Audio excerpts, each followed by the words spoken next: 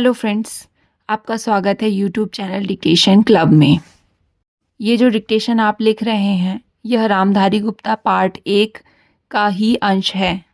इसके और भी डिक्टेशन अगर आप लिखना चाहते हैं तो उसकी प्लेलिस्ट की लिंक नीचे आपको डिस्क्रिप्शन बॉक्स में मिल जाएगी।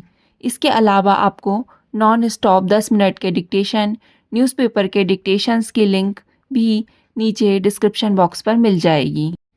और इसके अलावा रामधारी गुप्ता पार्ट 2 के जो डिक्टेशंस की सीरीज़ है, उसके प्लेलिस्ट की लिंक भी नीचे डिस्क्रिप्शन बॉक्स में है। आप उससे जाकर खंड 2 के डिक्टेशन भी लिख सकते हैं। और हाँ दोस्तों, अगर आपको डिक्टेशन लिखकर अच्छा लगता है तो डिक्टेशन को लाइक ज़रूर कीजिए, क्योंकि हमारे लिए यही एक मोटिवेशन है जिससे हम आपके लिए रोज़ नए नए डिक्टेशन लेकर आएँ। तो ज़्यादा समय ना लेते हुए वीडियो को करें लाइक, चैनल को करें सब्सक्राइब और अपने ज़रूरतमंद दोस्तों के साथ ज़्यादा से ज़्यादा इस डिक्टेशन को शेयर करें। डिक्टेशन स्टार्ट करते हैं 5 सेकंड के बाद।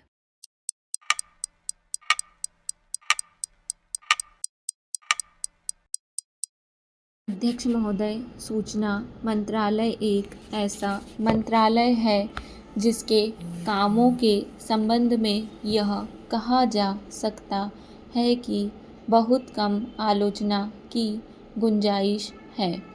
इसके कामों में सामान्य रूप से यह देखा गया है कि सभी स्थानों पर प्रगति हुई है।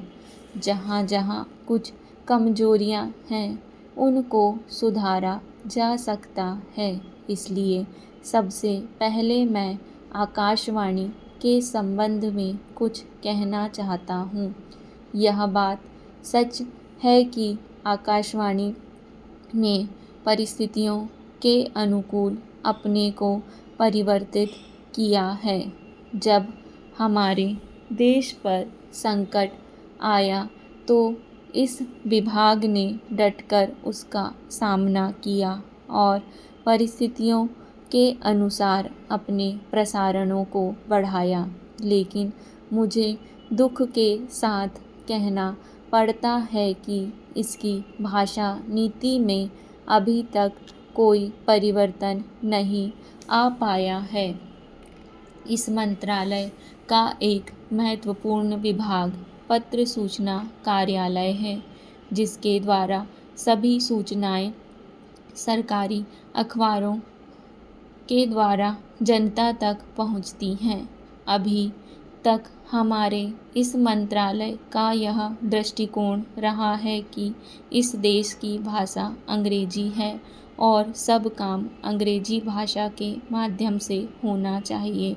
यही कारण है कि इस विभाग से जो सूचनाएं प्रसारित होती हैं उनमें से अधिकांश अंग्रेजी में ही प्रसारित होती हैं, जिसके कारण देश भर में हमारी सरकार की बातें जनता तक नहीं पहुंच पाती।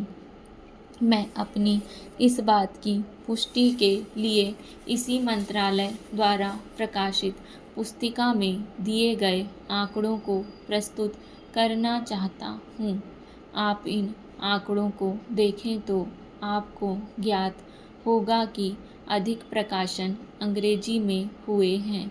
हिंदी या अन्य क्षेत्रीय भाषाओं के प्रकाशनों की संख्या बहुत कम है, जबकि इस देश में अंग्रेजी जानने वालों की संख्या 2% से अधिक नहीं है। अन्य भाषाओं के जानने वालों की संख्या इस देश में 84 करोड़ है।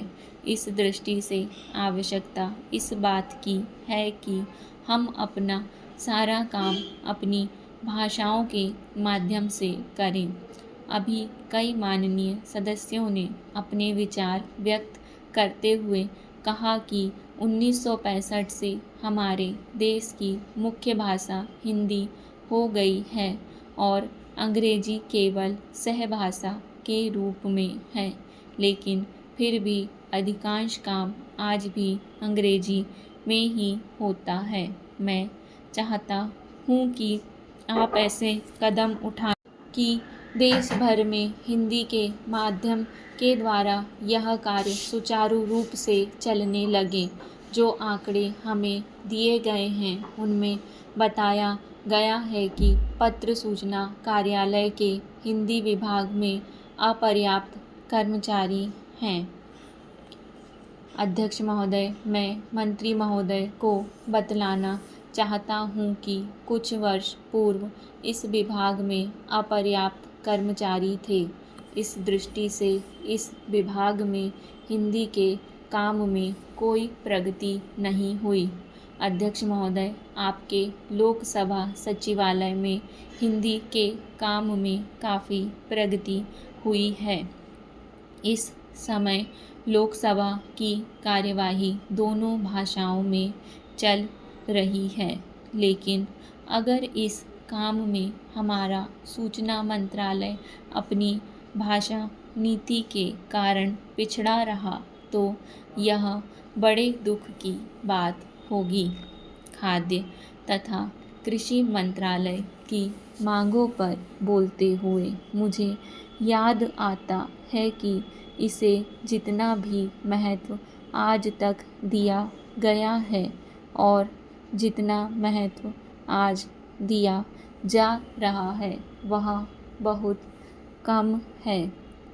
अभी अंतर्राष्ट्रीय व्यापार पर बोलते हुए व्यापार मंत्री ने बताया था कि निर्यात की आमदनी में कृषि का कितना महत्वपूर्ण योगदान रहा है।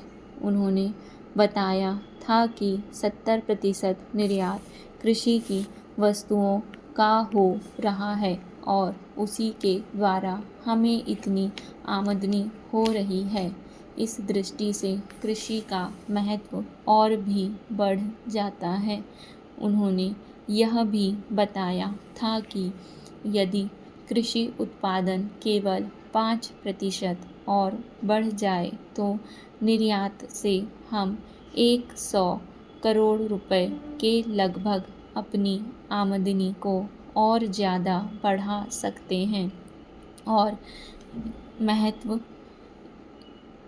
इतना महत्व इसका होने के बावजूद भी मुझे बड़ा खेद है और सचमुच यह बड़े दुख की बात है कि आप कृषि के ऊपर जिसमें 100 करोड़ रुपया कमाने की क्षमता है, 1 करोड़ रुपया भी खर्च करने के लिए तैयार नहीं हैं। मैं तो यहाँ तक कहूँगा कि जिसे हम औद्योगिक उत्पादन मानते हैं उस प्रकार का उत्पादन आज भी हमारे देश में नहीं हो रहा है। वास्तव में उत्पादन केवल कृषि से हो सकता है क्योंकि कृषि वस्तुओं से ही आपके दूसरे औद्योगिक संस्थान चलते हैं। यदि रुई देश में पैदा ना हो तो कपड़ा कैसे बन सकता है? यदि मूंगफली देश में पैदा ना हो तो वनस्पति घी देश में पैदा ही नहीं हो सकता। इसलिए हमारा सारा उत्पादन कृषि वस्तुओं पर ही निर्भर है। इसी तरह से खनिज पदार्थों की स्थिति है।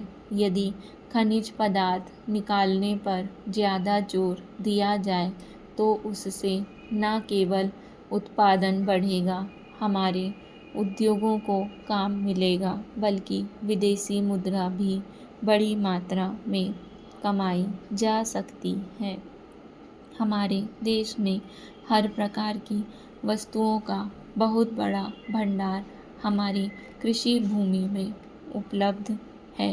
महोदय, आज हमारे तरीकों से और कार्य संचालन द्वारा परिवर्तन की दिशा में समाज के बढ़ने के उक्त क्रम पर संगठित रूप से प्रहार किए जा रहे हैं। कभी कभी मुझे लगता है कि सही उद्देश्यों का भी इस्तेमाल गलत तरह से किया जाता है, जिससे बृहत्तर उद्देश्यों पर प्रहार किया जाए और इस पर आपको अपने विचार विमर्श के दौरान ध्यान देना चाहिए। काम की बेहतर व्यवस्था का बड़ा महत्व है। इसके लिए अधिक उपयुक्त वेतन आवश्यक होता है।